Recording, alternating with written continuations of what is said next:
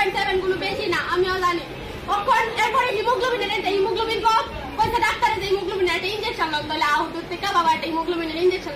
লয় যা করতে কই রাতে থেকে এই ফাউডি আস্তে আস্তে অবশ্যই আইছে আর মানুষের বাড়ি কাছে গেল আমরা ডিস্ট্রিক্ট হসপিটাল গেলে মোনা হসপিটালে নিয়ে গেছে পরে ডাক্তারের জিবি রেফার করছে জিবি আইছে প্রত্যেকটা তাড়াতাড়ি দুইটার সময় পেশেন্ট আইছে কোন রকম ট্রিটমেন্ট শুরু করছে না শুধু খালি একটা টেস্ট নার্স ডাক্তার গাফিলতি করছে ট্রিটমেন্ট আমি আমার কথা দিছে না স্যালাইন দিছে না স্যালাইন একটা কল করে ছয়টার সময় স্যালাইন খাওয়ান দিছে না তারা নল দিয়ে খাওয়ান দিছে তারা খাওয়ান দিছে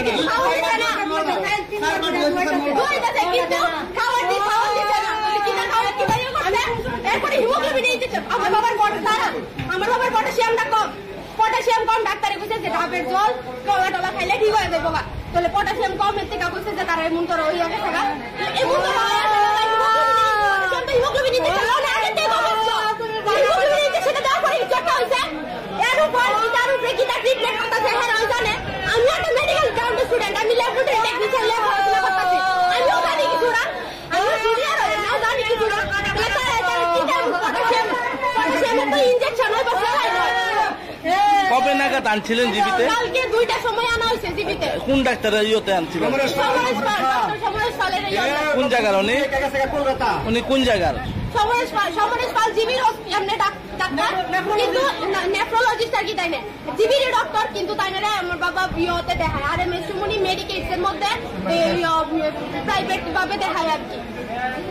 এরপরে কিন্তু এতক্ষণ ধরে খেলা ইয়ে কথা ছিল তখন এই হাতে আইনা ক্যানুলাটা লাগাই সেটা কি একটা ইনজেকশন পুশ করছে ঠিক আছে কি এর ইনজেকশন এটা আমরা কইছে না এটা কি আপনারা কিনা দিছিলেন না সরকারি ভাবে দেওয়া তারা দিছে ইনজেকশনটা দিছে পরে হঠাৎ করে শ্বাস নেওয়া বন্ধ কিসের